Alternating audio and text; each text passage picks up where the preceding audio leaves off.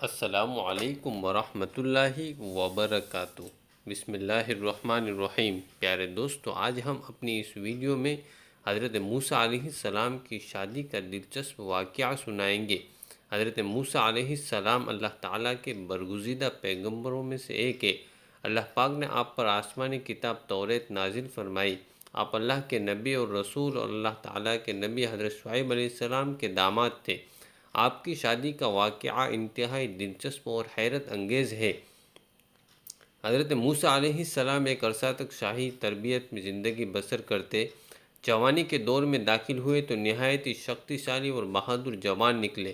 آپ کو معلوم ہو گیا تھا کہ آپ اسرائیلی ہیں اور مصری خاندان سے آپ کا کوئی رشتہ ناطہ نہیں ہے۔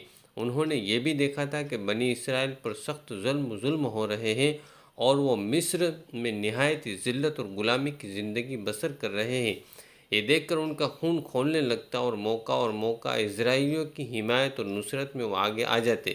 ایک مرتبہ آپ نے دیکھا کہ ایک مصری ایک اسرائیلی کو بلا وجہ مار رہا ہے، گھسیٹ رہا ہے۔ اسرائیلی نے موسیٰ علیہ السلام کو دیکھا تو فریاد کرنے لگا۔ حضرت موسیٰ علیہ السلام نے اس مصری کو سمجھایا، مگر وہ نہ سمجھا تو موسیٰ علیہ السلام نے اسے ایک گھوسا مارا۔ مصری مار کو برداشت نہ کر سکا اور اسی وقت دم توڑ گیا۔ حضرت موسیٰ علیہ السلام نے دیکھا تو بہت افسوس کیا، کیونکہ ان کا ارادہ ہرگز قتل کرنے کو نہ تھا۔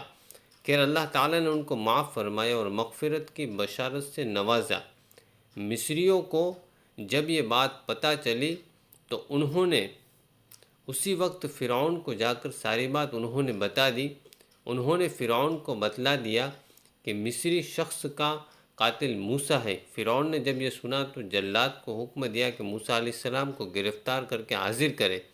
فرعون ہی کے خاندان کے ایک شخص نے فرعون کا یہ حکم سنا تو فرعون جلادوں سے پہلے ہی دربار سے نکل کر دوڑتا ہوا حضرت موسیٰ علیہ نبینا علیہ السلام کی خدمت میں حاضر ہوا اور ان سے سارا قصہ بیان کیا اور ان کو مشورہ دیا کہ اس وقت بہتر یہی ہے کہ خود کو مصریوں سے نجات دلائے اور کسی ایسے مقام کی طرف ہجرت کر کے چلے جائے جہاں ان کی پہنچ نہ ہو سکے۔ حضرت موسیٰ علیہ السلام نے ان کے مشورے کو قبول فرما لیا اور عرضی مدایا کی طرف خاموشی کے ساتھ آپ روانہ ہو گئے۔ اللہ تعالیٰ نے قرآن پاک میں اس واقعے کو بڑی تفصیل سے بیان کیا ہے۔ مختلف جگہوں اور بیانوں سے گزرتے ہوئے موسیٰ علیہ السلام باہر آئے تو دیکھا کہ مدینے جانے کا راستہ آپ کے سامنے موجود تھا۔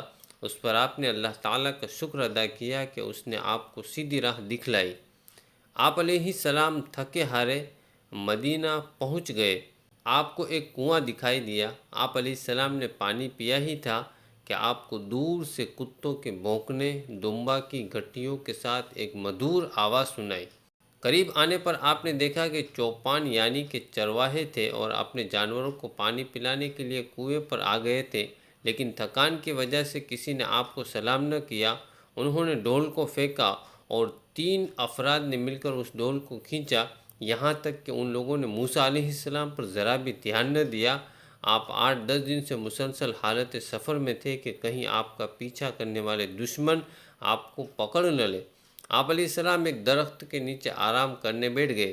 اتنے میں سامنے سے آپ کو 2 لڑکیاں دمبا سے ایک بڑے ریوڑ یعنی کہ ایک بڑی جھنڈ کے ساتھ نظر آئی، جو کہ بڑی جدوجہد کر رہی تھی کہ ان کے جانور کنویں کی جانب نہ جانے پائے۔ حضرت موسیٰ علیہ السلام نے یہ منظر دیکھا تو آگے بڑھ کر ان لڑکیوں سے پوچھا کہ دمبوں کو پانی نہیں پلانا چاہتی، جس پر لڑکیوں نے جواب دیا کہ ہم تب تک ان جانوروں کو پانی نہیں پلائیں گے جب تک کنویں پر نامحرم چوپان موجود ہوں۔ یہ سن کر کے حضرت موسیٰ علیہ نبینا علیہ السلام کے ذہن میں ایک سوال آیا کہ کیا ان کے والد نہیں ہیں جو یہ کام انجام دے سکیں؟ مگر اس سے پہلے کہ آپ یہ سوال اپنے لبوں تک لے آتے، لڑکیاں خود ہی بول اٹھیں۔ ان لڑکیوں نے کہا کہ ہمارے بابا اب بوڑھے ہو گئے ہیں، اب وہ تو ہمت نہیں رکھتے کہ اس کام کو انجام دیں، اس لیے ہم یہ کام خود ہی کرتے ہیں۔ یہ سن کر کے موسیٰ علیہ نبینا علیہ السلام کو بہت دکھ ہوا۔ آپ نے کنویں پر موجود چوپان کی جانب نگاہ کی اور دمبے کا ریوڑ یعنی کہ جھنڈ لے کر اس طرف چل دیے۔ موسیٰ علیہ السلام اپنی غیرت کی وجہ سے آپ اپنی تھکان بھول چکے تھے۔ آپ نے جوش میں ڈول کو نیچے پھینکا اور اکیلے ہی ڈول کو اوپر کھینچ کر جانوروں کو پانی پلا کر خوب سیراب کیا۔ لڑکیوں کو بات سمجھ میں نہیں آ رہی تھی کہ کس طرح اس مہربان نوجوان کا شکریہ ادا کرے، لہٰذا وہ خوش ہو کر اپنا ریوڑ یعنی کہ بھیڑوں کا جھنڈ لے کر اپنے گھر کی جانب روانہ ہو گئی۔ حضرت موسیٰ علیہ السلام دوبارہ تھک ہار کر ایک درخت کے نیچے بیٹھے اور دبے ہونٹوں سے دعا کی کہ یا اللہ، یا لاج الاوجل، ہر وہ نیکی کی میری طرف بھیج جس کی مجھے ضرورت ہے۔ جب لڑکیاں واپس اپنے گھر پر پہنچی تو ان کے ابا ان کے انتظار میں تھے، ابھی بستر سے اٹھے بھی نہ تھے کہ انہیں اپنی بیٹیوں کے آنے کی خبر ملی۔ لڑکیاں خوشی خوشی اپنے والد کے پاس گئی۔ حضرت شعیب علیہ السلام نے فرمایا کہ میری پیاری بیٹیوں، آج اتنی جلدی گھر لوٹ آئی ہو؟ لڑکیوں نے مسکرا کر اپنے والد کو بتایا کہ ایک نیک دل جوان نے ہم پر مہربانی کی، ہم سے جانور لیے اور انہیں پانی پلایا۔ اس بڑے باپ نے تعجب کیا کہ یہ جوان کون ہے جو سرزمین میدان پر آیا ہے؟ یہ سوچ کر انہوں نے اپنی بیٹی کو حکم دیا کہ بیٹی، اس جوان سے جا کر کہو کہ میرے بابا نے تمہیں بلایا ہے تاکہ تمہیں اس کام کی اجرت دے۔ لڑکی کنویں پر آئی، جوان اسی طرح درخت یعنی کہ پیڑ کے نیچے بیٹھے تھے، یعنی کہ حضرت موسیٰ علیہ نبی علیہ السلام اس پیڑ کے نیچے بیٹھے ہوئے تھے۔ لڑکی ان کے قریب گئی اور کہا میرے بابا آپ کو اجرت دینا چاہتے ہیں۔ حضرت موسیٰ علیہ السلام ان لڑکیوں کے گھر پہنچے تو بڑے باپ نے بڑی گرم جوشی سے آپ کا استقبال کیا اور کہا خوش آمدید، خوش آمدید نوجوان۔ کھانے کا دسترخوان پہلے سے ہی بچھایا جا چکا تھا۔ موسیٰ علیہ السلام کی نظریں جب کھانے کے اوپر پڑی تو سوچا کہ یہ وہ دعا پوری ہو گئی جو کہ میں نے مانگی تھی۔ اللہ تبارک و تعالیٰ سے کیا کہ میں تیری خیر کا محتاج ہوں۔ بڑے والد نے آپ سے حال احوال دریافت کیا اور پوچھا کہ کہاں سے آئے ہو نوجوان؟ تو آپ علیہ السلام نے اپنی پوری کہانی سنا دی۔